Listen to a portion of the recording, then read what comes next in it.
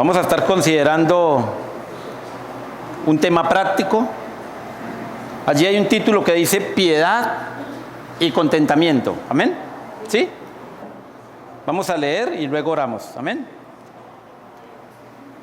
Versículo 3. Si alguno enseña otra cosa y no se conforma a las sanas palabras de nuestro Señor Jesucristo y a la doctrina que es conforme a la piedad, está envanecido. Nada sabe y delira acerca de cuestiones y contiendas de palabras, de las cuales nacen envidias, pleitos, blasfemias, malas sospechas, disputas necias de hombres corruptos de entendimiento y privados de la verdad, que toman la piedad como fuente de ganancia. Apártate de los tales. Pero gran ganancia es la piedad acompañada de contentamiento, porque nada hemos traído a este mundo y sin duda nada podremos sacar. Así que, teniendo sustento y abrigo, estemos contentos con esto. Porque los que quieren enriquecerse caen en tentación y lazo y en muchas codicias necias y dañosas, que hunden a los hombres en destrucción y perdición. Porque la raíz de todos los males es el amor al dinero, el cual codiciando algunos se extraviaron de la fe y fueron traspasados de muchos dolores. Amén. ¿Ya se hizo una idea de cuál es el tema de hoy? Sí, hermanos. Bueno, Pablo en esta carta, hermanos,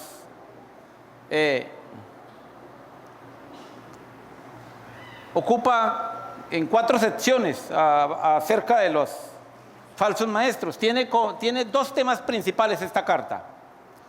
La principal es que Pablo le escribe a Timoteo, un joven que está trabajando en la obra del Señor, y le escribe para advertirle de todos los peligros a los que se puede enfrentar y para aconsejarlo acerca de su propia vida. Y el tema principal de esta carta lo encontramos ahí en el capítulo 3:14, dice: esto te escribo, aunque tengo la esperanza de ir pronto a verte. Y ahí está el propósito, para que si tardo, sepas cómo conducirte en la casa de Dios, que es la iglesia del Dios viviente y columna y baluarte de la verdad. El propósito del escrito de Pablo a Timoteo era que Pablo tuviera conocimiento cómo era que debía conducirse, y con 2 premisas, por decirlo así, muy importantes. Timoteo debía cuidar la doctrina, y 2, otra cosa que tenía que cuidar era cuidarse de sí mismo. Son 2 aspectos importantes en esta carta. Pablo le hace un énfasis en Timoteo acerca de la doctrina, de la enseñanza. Y 2, le hace un énfasis que tenía que cuidarse de sí mismo. Y otro tema principal era la advertencia de las falsas enseñanzas que estaban adentrando en la iglesia en Éfeso. Y esto concuerda con Hechos 20, en donde Pablo hace llamar a los ancianos de Éfeso, y allí, para despedirse de ellos, les hace también una advertencia. Y esa advertencia era que en la iglesia iban a haber lobos rapaces que iban a tratar de dañar la casa del Señor. Pero lo más importante es que les anuncia que esos lobos rapaces van a salir de ellos mismos, que entre ellos mismos se iban a levantar hombres que iban a traer cuestiones destructoras para la iglesia. Pero si usted lee un poquito más adelante, Pablo da la causa, o por lo menos yo quiero que vayamos a Hechos 20 para no tenerlo así como en el aire. Hechos 20. Vamos a leer.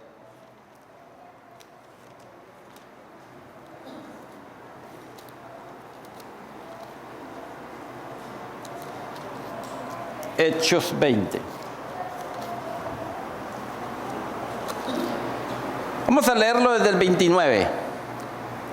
Dice, porque yo sé que después de mi partida entrarán en medio de vosotros lobos rapaces, que no perdonarán al rebaño. Y miren lo que dice, y de vosotros mismos se levantarán hombres que hablen cosas perversas para arrastrar tras sí a los discípulos. Pero si usted va un poquito más adelante, tengamos en cuenta que Pablo deja un antídoto, por llamarlo así, para esta situación. Sigamos leyendo. Dice, por tanto velad, acordándoos que por 3 años de noche y de día no he cesado de amonestar con lágrimas a cada uno. Y ahora, hermanos, os encomiendo a Dios y a la palabra de su gracia, que tiene poder para sobreedificarlos y daros herencia con todos los santificados. Pero quiero llamar la atención al versículo siguiente. Pablo hace una conexión entre los lobos rapaces, los hombres que van a traer asuntos destructores a la iglesia, que van a introducir cosas que destruyen, van a dividir la iglesia, a dañar la iglesia.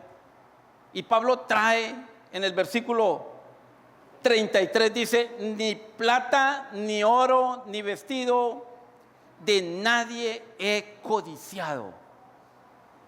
Pablo da una razón por la cual se pueden levantar estos hombres, y tiene que ver con asuntos materiales, económicos. Y es lo mismo que Pablo va a tratar allá en Timoteo. La primera exhortación que hace en el capítulo 1, volvamos a Timoteo. La primera exhortación que hace en el capítulo 1 tiene que ver con el mal uso de la ley, que está ahí en el capítulo 1, versículo... Hay otro ventilador. Dice así, como te rogué que quedases en Éfeso cuando fui a Macedonia, para que mandases a algunos que no enseñen diferente doctrina, ni presten atención a fábulas y genealogías interminables que acarrean disputas más bien que edificación de Dios, que es por fe. Así te encargo ahora, pues el propósito de este mandamiento es el amor nacido de corazón limpio y de buena conciencia y de fe no fingida, de las cuales desviándose algunos se apartaron a vana palabrería, queriendo ser doctores de la ley sin entender ni lo que hablan ni lo que afirman. Pablo en esta sección va a tratar el mal uso de la ley. En el capítulo 4 va a hablar del ascetismo, vuelve a tocar el tema de los falsos maestros, y va a hablar del tema del ascetismo del 1 al 5. Pero en el capítulo 6, que es donde nos interesa, va a tocar el tema del materialismo en los falsos maestros. Ve cómo va progresando las falsas enseñanzas, cómo avanza como una enfermedad.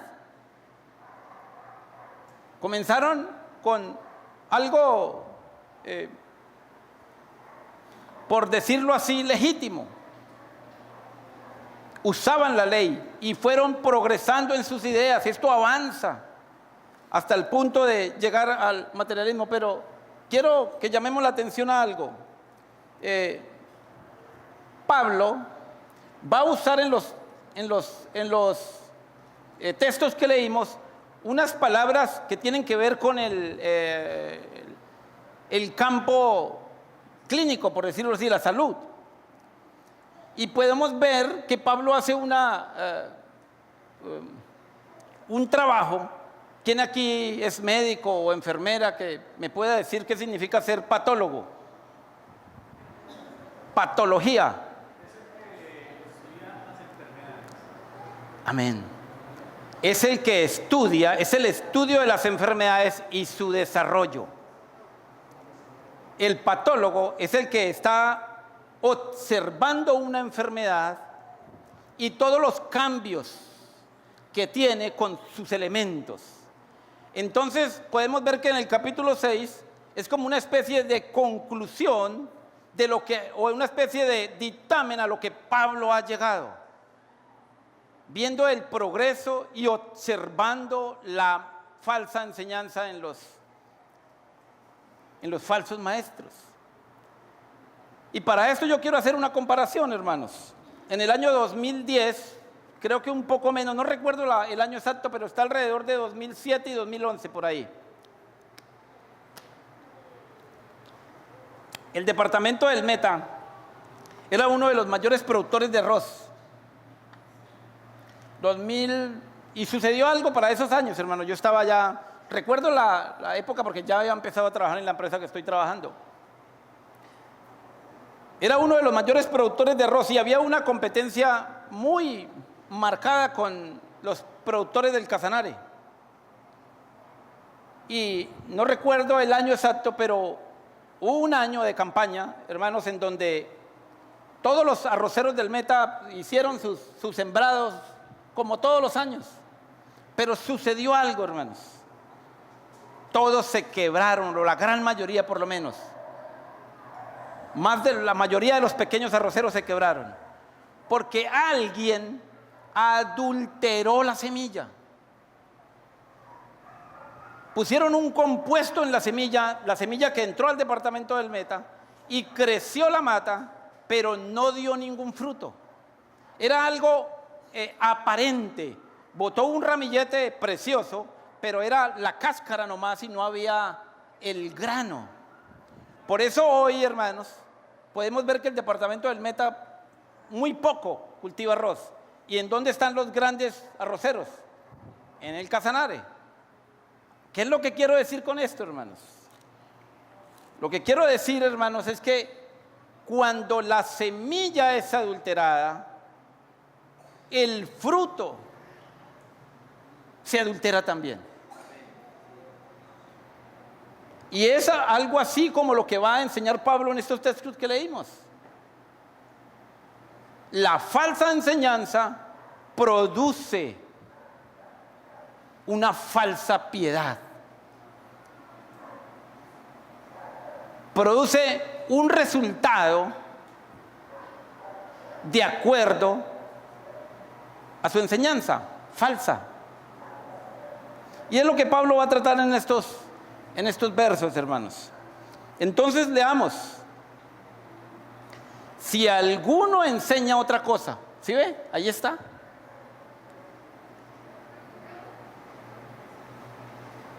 ¿Y a qué otra cosa? Bueno, el versículo 2 del 6 termina diciendo: esto enseña y exhorta. Ahora, hermanos, Pablo no solamente está hablando aquí de los esclavos del versículo 1 y 2. Pablo está usando o está queriéndonos llevar a toda la carta. Porque toda la carta es una exhortación a cómo debemos conducirnos en la casa de Dios, y es una advertencia de los falsos maestros. O sea, no solamente está hablando de cómo es que se deben comportar. Si usted lee ahí, solamente va a hablar de los esclavos. Y aún así, si leemos, podemos encontrar que los esclavos por ser creyentes, deberían de tener un fruto hacia sus amos no creyentes: respeto. ¿Y para qué ese respeto? Dice ahí el mismo texto: para que el nombre de Dios no sea blasfemado y su doctrina.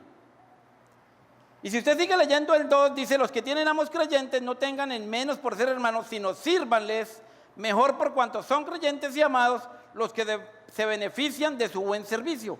Pablo ahora está hablando aquí del amor, del servicio que se deben dar entre los hermanos.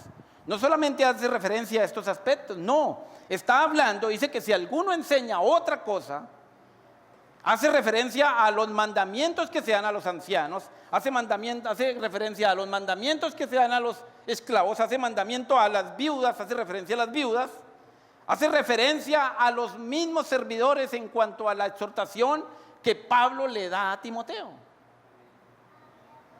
Hace referencia de cómo se debe aún tratar a los falsos maestros.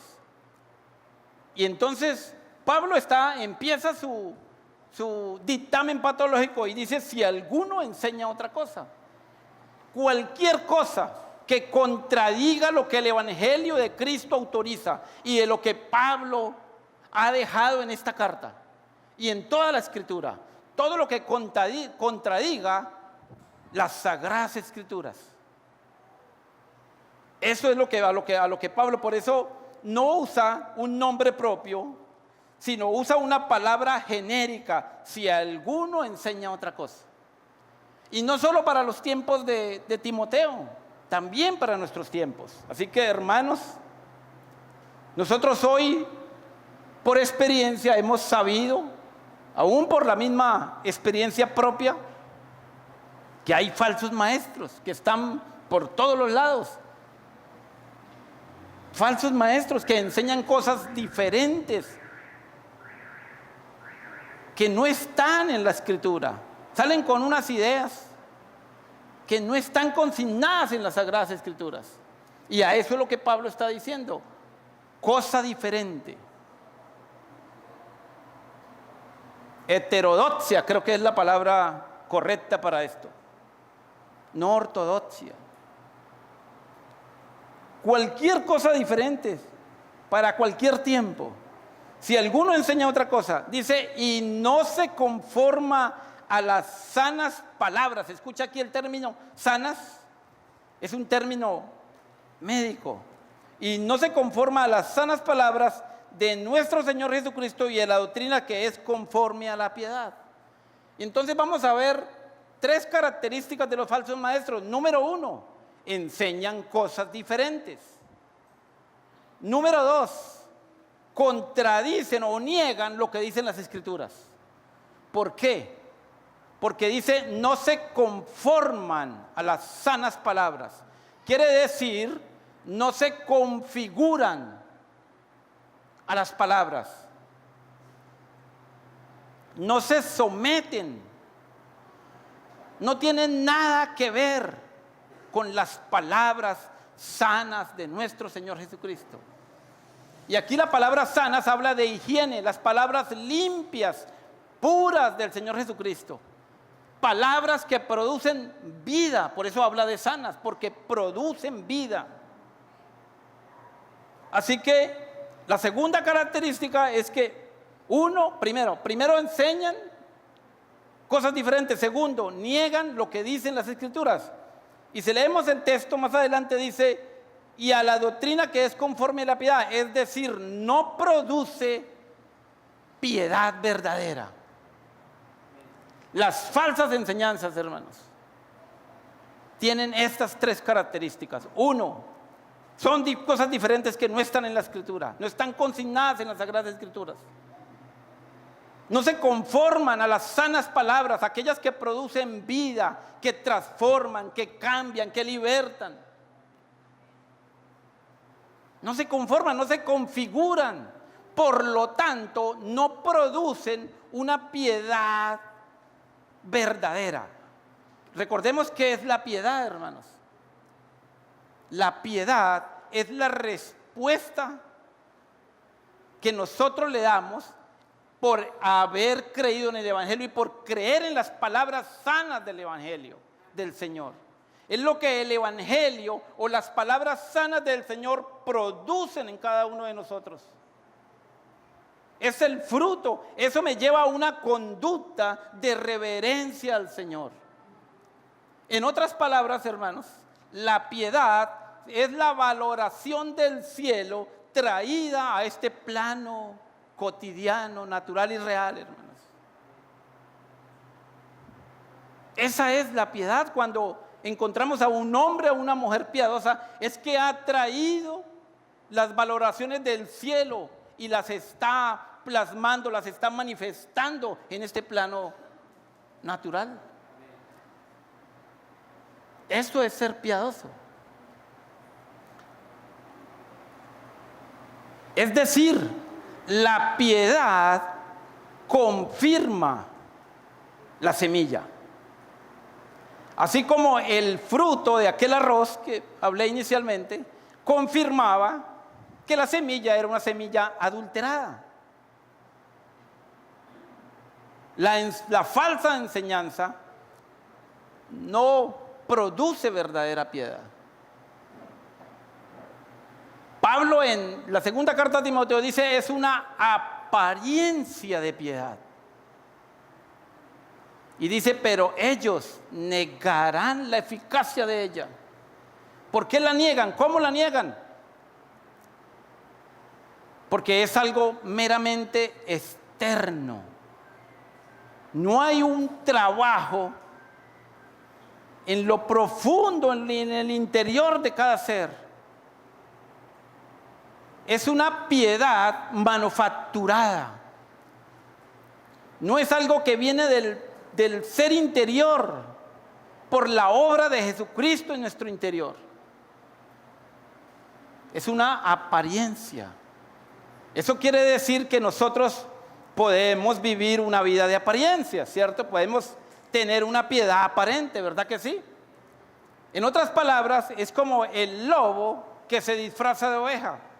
Pero ¿sabe qué pasa, hermano? Al lobo tarde que temprano le da hambre. Y no va a comer pasto, va a comer carne, hermanos. Es algo parecido. Así es.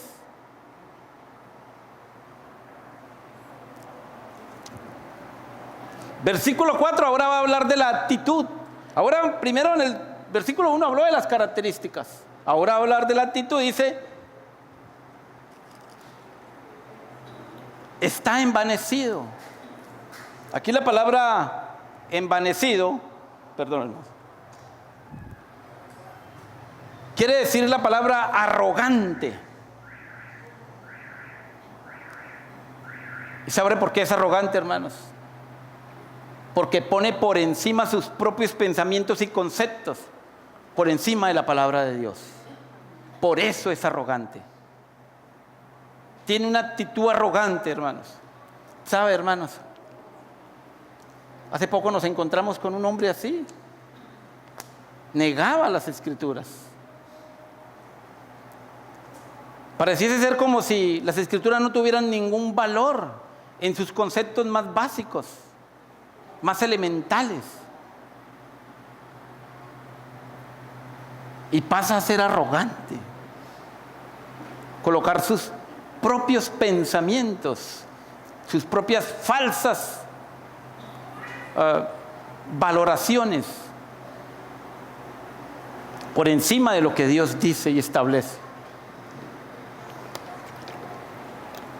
Así que la actitud de un falso maestro es arrogante. Y dice ahí, nada sabe y delira acerca de cuestiones y contiendas de palabras. Ve ahora el contraste entre sanas palabras y delira. Esta palabra delira quiere decir está enfermo. Ve ahora el contraste, porque quería usar la terminología clínica, porque Pablo dice que estos hombres en su enseñanza y en su actitud están enfermos, delira y nada sabe. Esto nos trae el pensamiento inmediatamente a alguien que sufre de locura, ¿cierto? Esquizofrenia. Y mire, sigamos leyendo. Delira acerca de cuestiones y contiendas de palabras. ¿Ve cuál es su conflicto? ¿Cómo va a generar un conflicto solo de palabras, de las cuales nacen envidias, pleitos, blasfemias, malas sospechas, disputas necias de hombres corruptos de entendimiento y privados de la verdad? ¿Ve el fruto de una falsa enseñanza? ¿Usted no ha notado que hay iglesias que permanecen en un conflicto permanente? Es un conflicto interminable, hermano. He conocido asambleas así. Y todo parte desde la cabeza. Falsas enseñanzas. Produce falso resultado, hermanos. Todo esto se ve, hermanos. Y dice el texto, corruptos de entendimiento, privados de la verdad. Esta palabra privados es robar. Ellos mismos se han robado de la verdad, o en otras palabras, han rechazado la verdad. Ellos se han hecho a un lado de la verdad y no tienen nada que ver con la verdad. Pero mire lo que sigue diciendo. Y dice que toman la piedad como fuente de ganancia. ¿Sabe, hermanos? Pareciera ser que esta carta no fuera para los tiempos de Timoteo, pareciera que fuera a ser para nuestros tiempos, hermano. Por estos días escuché un escándalo, hermanos, de un hombre reconocido en Colombia con una congregación de miles, envuelto en estos temas económicos, en donde le descubrieron su falsedad, todo por dinero. Y Pablo llega a una conclusión, y él dice: la causa de su desviación y la causa por la cual se introducen con apariencia de piedad es porque han visto una oportunidad, y esa oportunidad es dinero. Es lo que los mueve, los bienes materiales.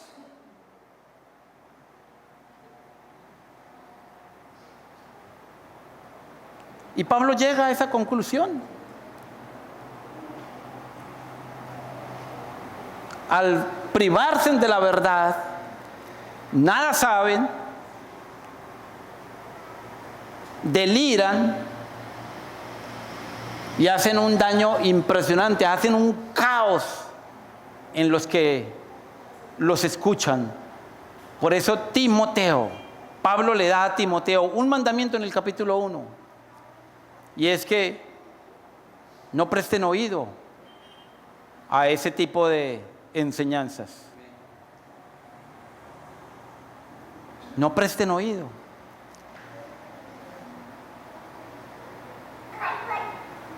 Nosotros, hermanos, nos exponemos, nosotros mismos somos expuestos a poder caer en una falsa enseñanza si no tenemos cuidado de nosotros mismos. Es la advertencia que Pablo le hace a Timoteo. Ahora, hermanos, esto nos da una oportunidad o una necesidad, hermanos, y es la necesidad de orar por los hermanos que presiden en la palabra. ¿Sabe, hermanos? Si yo quiero ser edificado, si realmente busco ser edificado y pertenezco a la asamblea, hermano, esto debería de interesarme profundamente. Orar por los hermanos que nos presiden en la palabra del Señor. Que sean hermanos limpios de conciencia. Que sean hermanos que busquen honrar al Señor. Que prediquen, que sus enseñanzas estén llenas de las sanas palabras del Señor Jesucristo. Eso debe interesarnos a nosotros mucho, esto, hermanos. ¿Y por qué sanas palabras? Porque producen vida. Y además, hermanos, es el antídoto contra los falsos maestros. Por eso Pablo le insistía a Timoteo sobre la doctrina. Pasa tiempo en las Escrituras, cuídate de ti mismo, cuida la doctrina, cuida el don que hay en ti. ¿Sabe por qué, hermanos? Porque es la sana palabra la que produce en nosotros frutos que nos pueden llevar a tener un discernimiento para estas cosas. Es lo que Pablo encargó a los ancianos en Mileto, los encargó a la palabra de su gracia, porque era el antídoto que había contra las falsas enseñanzas. Entonces, cuando viene alguien a enseñarnos una falsa enseñanza, inmediatamente lo detectamos, inmediatamente sabemos, porque hay una incongruencia en lo que está diciendo con lo que está escrito. Hay una incongruencia en lo que está enseñando con lo que él mismo está viviendo. Encontramos la incongruencia inmediatamente.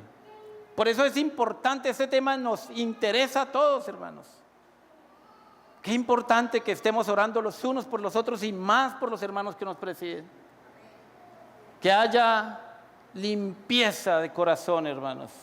Fe no fingida. una conciencia limpia delante del Señor, que busquemos honrar al Señor, que busquemos un fruto que dé gloria al Señor en la iglesia, hermanos. Esa debería ser nuestra oración, hermanos. Es una oración importante que se debe dar en la iglesia, hermanos.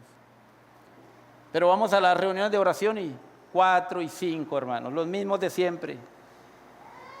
¿Sabe, hermanos? Es triste eso. Si usted, yo hace unos 4 meses vengo haciendo un ejercicio, hermanos. Todos los sábados, cada vez que un hermano se para aquí enfrente, sabe que nos da un motivo por el cual orar, porque la palabra nos confronta, porque la palabra nos muestra los peligros, aún no solo externos, sino también en nosotros mismos. Y nos podemos llevar un motivo para orar, hermanos. Hay hermanos que empiezan a orar y no saben por qué orar.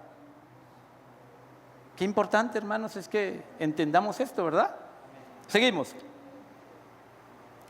Dice ahí, apártate de los tales. En el texto, hermanos, no estoy muy seguro, no lo voy a decir porque no estoy muy seguro, pero creo que en la textual no está esta última parte. Apártate de los tales. Dice así, versículo 6, ahora vamos a ver otro asunto, el verdadero fruto de la sana palabra. Dice así, pero gran ganancia, recuerde que los falsos maestros buscaban una ganancia. ¿Cuál era esa ganancia?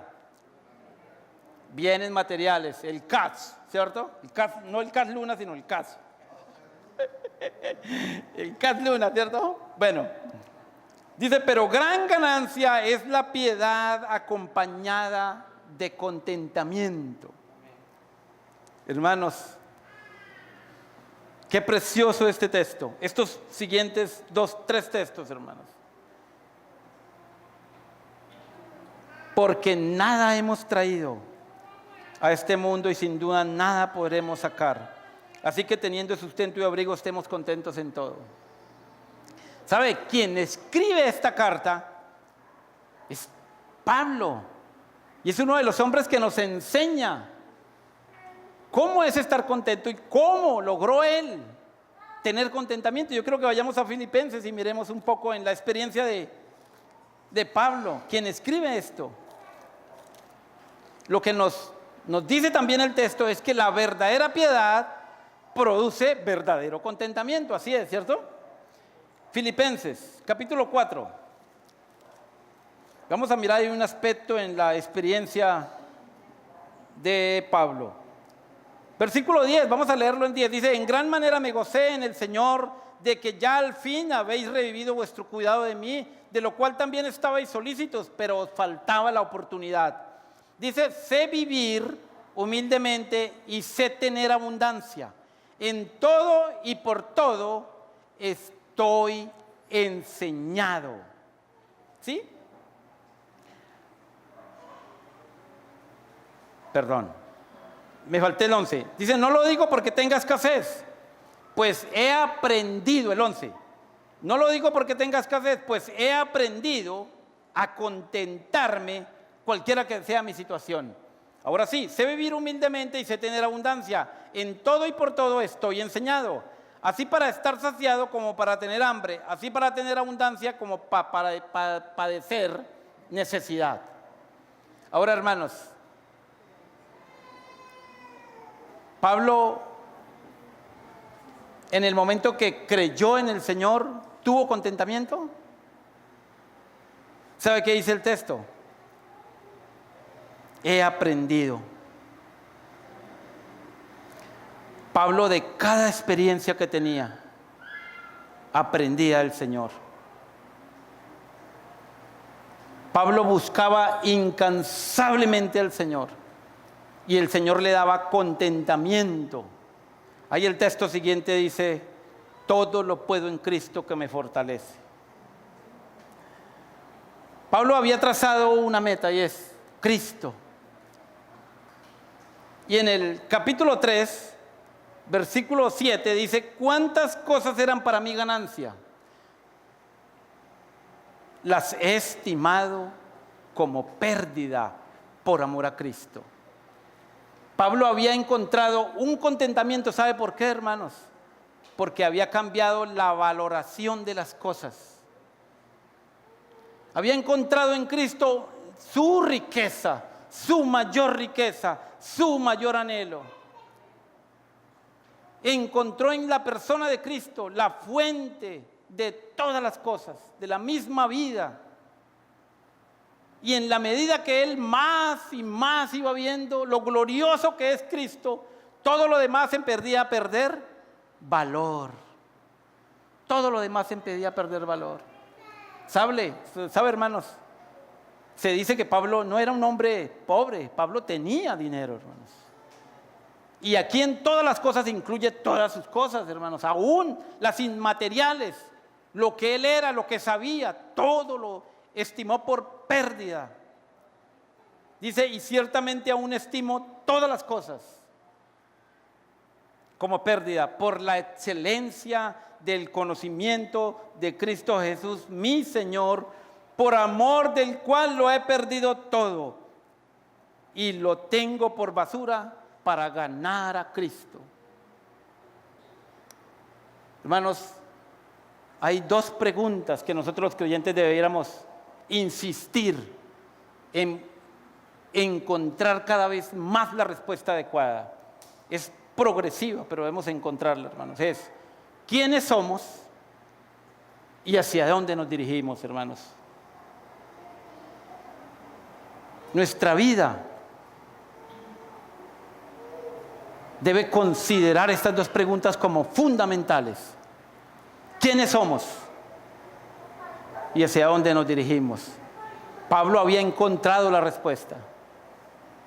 Un redimido, un pecador perdonado, que ahora se dirigía a la ciudad celestial, en donde todas las cosas habían perdido su valor. Solo tenía un valor y era Cristo, los cielos. Nosotros somos ciudadanos del cielo, hermanos, hijos de Dios Todopoderoso, y nos conducimos a la ciudad celestial, hermanos. No hay nada de valor en esta tierra, en este mundo, que nos pueda quitar esa gran verdad, hermanos. Somos hijos de Dios y nos conducimos a la ciudad celestial, a su presencia, al gozo eterno. Nos conducimos, hermanos, a estar con Él. Y era lo que Pablo había encontrado. Pablo encontró en Jesucristo su mayor tesoro. Y cada vez que lo conocía, más hambre y sed tenía de Cristo. Más riqueza encontraba de Cristo.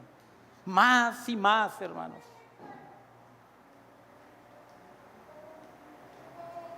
Y él aprendió a contentarse. ¿Por qué, hermanos? Porque todo eso empezó a ver que todo trabajaba para ese propósito. Aún las mismas aflicciones. Él escribió en Romanos 8:28, dice, todas las cosas trabajan para bien. Él aprendió de cada circunstancia de la vida. Aprendió de cada situación, con escasez, con abundancia. Aprendió a estar contento, porque tenía sus ojos puestos en el galardón, en la meta suprema. Tenía los ojos puestos en el cielo. De esa manera aprendió. Nosotros pasamos por situaciones difíciles también, hermanos. Pero entendamos que esas situaciones nos traen una enseñanza, hermanos. Hay un trabajo que Dios está haciendo en cada uno de nosotros. Y Él nos está mostrando el cielo, hermanos. Nos está mostrando a Él mismo. Nos está dirigiendo a Él mismo, hermanos. Muchas veces nosotros pasamos en una circunstancia adversa y volvemos a caer en la misma, solamente porque no hemos podido ver, entender lo que trae, hermanos. Y cuando nosotros lo vemos, nos contentamos, ¿Por qué nos contentamos? Porque vemos su mano poderosa trabajando en nosotros, hermano. Esa es la alegría que trae a nuestro corazón. ¿No le ha pasado, hermano? Que cuando usted ve sale de una situación y usted dice, ¿cómo estaba yo enredado en esto tan fácil? Cuando Dios le ha traído iluminación, revelación en su vida, y usted actúa conforme a la voluntad de Dios, y usted sale de eso, hay una satisfacción en su vida. Eso es contentamiento. Y eso viene porque ve al Señor esculpiendo la imagen de su Hijo en cada uno de nosotros, hermanos. Él está esculpiendo su propósito. Nos está llevando a ser semejantes a Él, hermanos, para su encuentro con Él, hermanos. Amén. Seguimos en Timoteo, volvamos a Timoteo. Ahora, vamos a ver características de la verdadera piedad, o lo que produce las sanas palabras del Evangelio, las sanas palabras del Señor. Verdadera piedad produce, primero que todo, contentamiento. Segundo, versículo 7, produce que nos permite ver la realidad, hermanos. Versículo 7, porque nada hemos traído a este mundo y sin duda nada podremos sacar. Nos permite ver una realidad. Eso producen las sanas palabras del Evangelio. ¿Ve lo que hacía en Pablo? ¿Qué producía las sanas palabras del Señor en él? Oiga, esto no tiene ningún valor en el propósito divino. Lo que sé, lo que tengo, no tiene ningún valor. Eso quiere decir que la verdadera piedad nos permite ver la realidad. Nacemos sin nada y sufrimos por tratar de conseguir algo que no vamos a poder sacar. Eso es lo que hace el hombre. Sí, lo había considerado, hermanos. Los hombres nacen sin nada, ni siquiera ropa. Y trabajan toda su vida para hacer algo que no van a poder sacar. La paradoja de la vida, hermanos. Entonces nos permite ver la realidad. Segundo, que es algo importante, hermanos, nos permite ver lo necesario y esencial. La verdadera piedad trae satisfacción y nos deja ver lo esencial. Pablo dice, así que teniendo sustento y abrigo. Y aquí la palabra abrigo no es solamente vestido, sino un techo en donde vivir. Yo pregunto, ¿hay alguien aquí viviendo debajo de un puente? No, hermanos. Estoy seguro que todos tenemos un techo del cual cubrirnos de la lluvia y del sol, hermanos. Todos tenemos, ¿hay alguien aquí desnudo? No, todos tenemos abrigo, sustento. ¿Hay alguien aquí que no tiene alimento? Todos lo tenemos, hermanos. Y dice que así, que teniendo sustento y abrigo, estemos contentos. La verdadera piedad, hermanos, nos aleja, ¿sabe de qué, hermanos? De la avaricia. Ese es el fin. Por eso los falsos maestros no podían, no sabían ni siquiera de lo que hablaban, no entendían por qué. Porque sus falsas enseñanzas, sus falsos conceptos, no les permitía ver lo esencial. Ellos no estaban satisfechos nunca. La avaricia, entre más tiene, más quiere tener. Ellos iban en un camino totalmente contrario por sus falsas enseñanzas, por su arrogancia. Mas aquel que está expuesto a las sanas palabras del Señor Jesús, que las recibe, que las cree, que las anhela para su vida, hermanos, vivimos contentos con lo que el Señor nos provee cada día, abrigo y sustento. Y esto hace referencia a la oración de Jesucristo con el pan de cada día, ¿cierto? Hermanos, pero hay un asunto que he visto en los hermanos, en la iglesia, y es que no diferenciamos entre lo necesario, lo esencial y nuestros deseos. Y es algo que debemos pedir al Señor discernimiento. Confundimos lo necesario con nuestros deseos.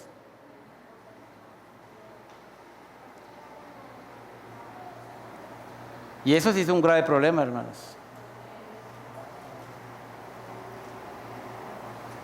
A veces creemos que tener, y no quiero referirme, no me vaya a malinterpretar, hermanos, que tener el último modelo es una necesidad.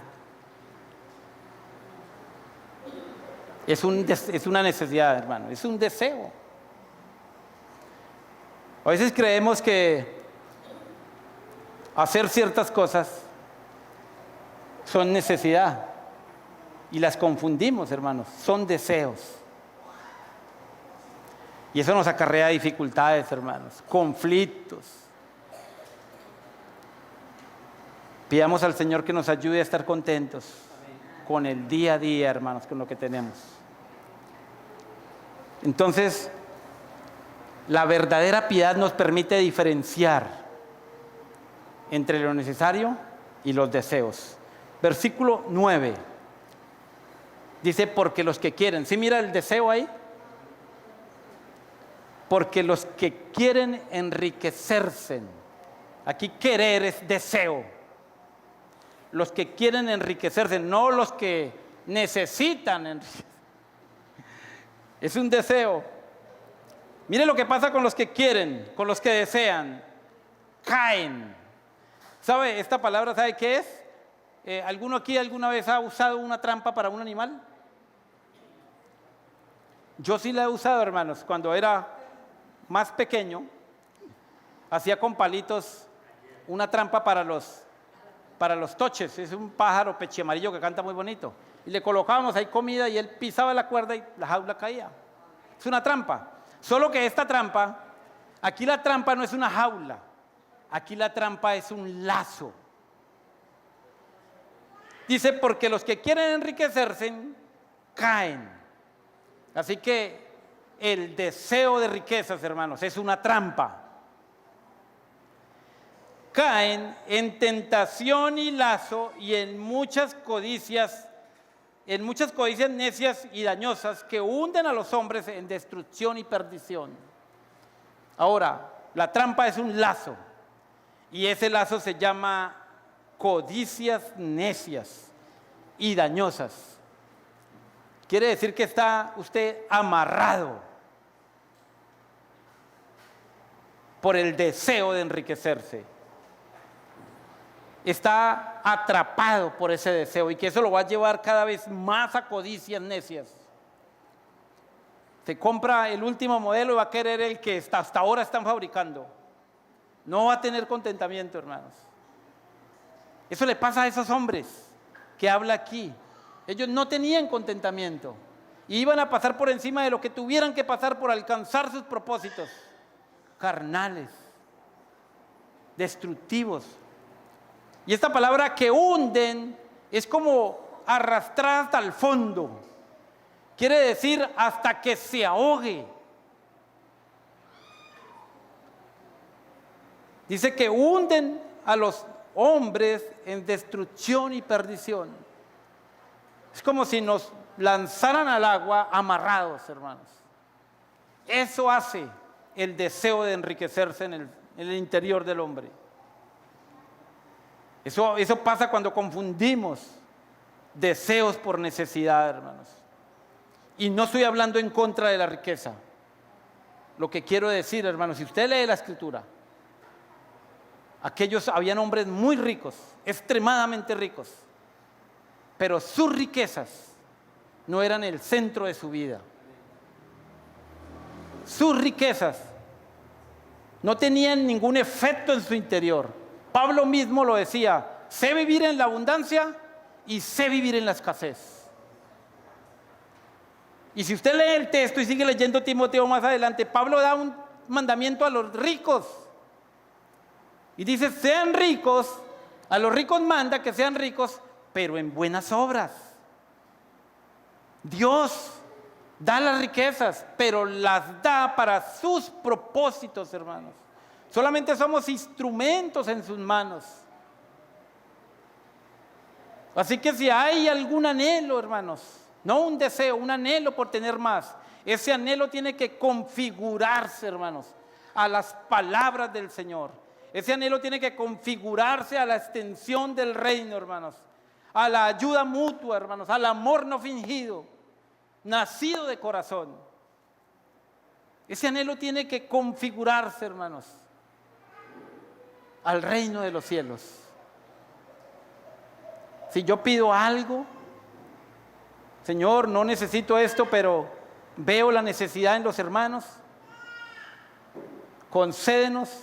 Así como cuando nosotros empezábamos a orar por un lugar, estábamos ajustados, Señor, concédenos un lugar. Y el Señor nos lo concedía. Ahora estamos así, concédenos un lugar en donde ojalá sea propio, hermanos. No para jactarnos de... No, hermanos. Es para que contribuya en los propósitos eternos, hermanos, y que más personas puedan venir al conocimiento de la verdad. Amén. Entonces, esta es una trampa. El deseo de enriquecerse es una trampa que va a llevar a aquel que tiene ese deseo, en este caso los falsos maestros, los va a hundir hasta ahogarlos en destrucción y perdición. Y va a dar la razón. Dice, versículo 10, porque raíz de todos los males es el amor al dinero. Aquí no dice que la raíz de todos los males es el dinero. ¿Ve ahí el texto, hermanos? Es el amor. O sea, algo desmedido que se sale de su causa normal. Es el amor desmedido hacia las riquezas. Dice, porque raíz de todos los males es el amor al dinero. Dice ahí, el cual, codiciando algunos. Esta palabra codiciar, hermanos, es como cuando usted quiere coger algo y primero lo acaricia, lo ve, como cuando Eva vio el fruto, rojito, por decirlo así, no, vamos a pensar que era una manzana, y veía esa manzana brillosa, rojita. Eso es codiciar. Empezó a codiciarla y se ve como buena. Entonces comenzamos nosotros a codiciar. Uy, pero es que el vecino, miren el carro que anda, mire de la manera que vive. Y empezamos nosotros a tener esos pequeños deseos, hermano. Y dice aquí, el cual codiciando algunos. Hermano, y cuando leo este texto, ¿saben quién se me pasa por la mente? ¿A quién se le pasa por la mente, hermanos? Demas. Cuando leí este texto, a mí se me pasó por la cabeza Demas. Dice, porque raíz de todos los males es el amor, el cual codiciando algunos. Dice, se extraviaron. ¿Sabe qué significa esta palabra, hermanos? Es que usted venía por un camino, se descuidó y perdió el rumbo.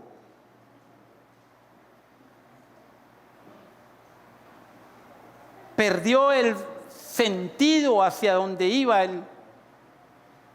perdió el camino, se extravió de la fe. Empezó a poner su fuerza en lo que podía conseguir, en lo que podía buscar por su propio esfuerzo. Y se apartó de la provisión de Dios dada para cada día, hermanos. Empezó a tener pequeñas codicias y de pronto llegó a pensar en que la fe y sus propósitos iban en contraposición, y tomó una decisión. Dejó de esperar en el Señor y se enfrascó, se ocupó en sus propias fuerzas a conseguir la provisión y no esperó en el Señor. Se desvió, hermanos. Y dice ahí, se extraviaron de la fe y fueron traspasados de muchos dolores. ¿Sabe qué significa esto, hermanos? Es como cuando usted coge un puñal y lo coge y se da por todas partes. Es lo que quiere decir el texto. Eso es un suicidio espiritual, hermanos. La avaricia, el codiciar estas cosas nos puede llevar a un suicidio espiritual. Traspasados de muchos dolores es como si usted mismo hubiera cogido un puñal y se da, y se da, y se da, y se da, por todas partes. Es algo así como un suicidio espiritual.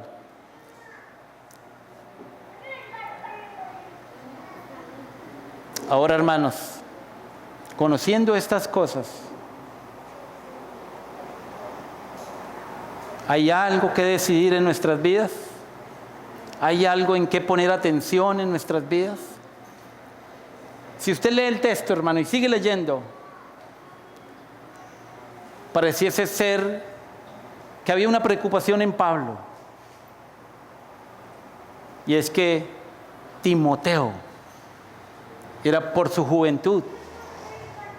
Timoteo podría caer en estas cosas fácilmente, por su inexperiencia. Dice, mas tú, oh hombre de Dios, huye de estas cosas. Quiere decir que estaban presentes en la vida de Timoteo, estaban cerca. Y le decía, hombre de Dios, huye, corra de estas cosas, corre de las falsas enseñanzas, porque producen falsos frutos. No codicies el tener más, no te vayas por el camino del materialismo, sino encuentra en el Señor contentamiento. Encuentra en el Señor contentamiento.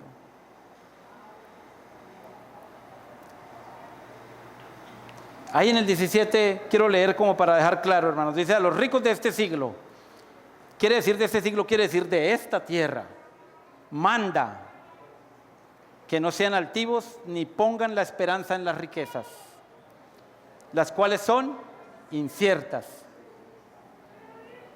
sino en el Dios vivo, que nos da todas las cosas en abundancia para que las disfrutemos, hermanos. Ay, hermano, no hay cosa más preciosa que disfrutar lo que Dios da. Quizás lo que conseguimos con nuestro propio esfuerzo no trae el disfrute, hermanos, no es comparación con lo que Dios da. Aquello que proviene de la mano del Señor trae gloria, hermanos, gozo, alegría, satisfacción, hermanos. Qué precioso es que podamos nosotros decir que todo lo esperamos en Él, para disfrutar todo en Él, hermanos. Hace algunos años estaba pasando por una situación difícil, me hace acordar, hermanos, para testimonio. Inclusive estaba mi esfuerzo, mi tiempo lo estaba gastando en trabajar para un falso pastor, por decirlo así. Hermanos, había una crisis económica difícil en mi vida, difícil. Él era el que se llevaba todas los beneficios, las ganancias. Sí, hermano. Pero había algo en mi vida, hermanos. Recuerdo que por meses comimos plátano, arroz y huevo. Pero quiere que le diga algo, hermano. No hay comida más sabrosa que aquel tiempo, hermanos. Si puedo decir con toda convicción, eso sabía a gloria, hermanos. Porque sabía que venía de su mano. Sabía que venía de su mano. Y vivíamos en un solo cuarto, hermanos. Y eso me parecía un palacio, hermanos. Porque sabía que era Él quien lo estaba proveyendo, que Él estaba haciendo algo en mí y que Él quería que yo viera estas cosas. Viera que había un disfrute en lo que Él da, que había un disfrute en esperar en Él, en confiar en Él, en vivir de acuerdo a sus propósitos. Hermano, ya ha sido una bendición preciosa, hermanos. Así que, en conclusión, hermanos, y para terminar, ¿estamos contentos con lo que tenemos, hermanos? ¿Disfrutamos aquello que viene, que nos levantamos cada mañana y damos gracias al Señor por la cama, por el techo, por el alimento que pone en nuestra mesa, que es glorioso, hermanos? Damos gracias al Señor, hermanos, porque ya no vamos a tener que preocuparnos por esas cosas, porque Él dice: buscad el reino de Dios y su justicia, y todas estas cosas serán añadidas. Amén. El Señor nos ayude, hermanos, porque todos estamos expuestos a esa misma tentación, que es una trampa. Señor nos ayude, hermanos. Oremos. Amén, hermanos.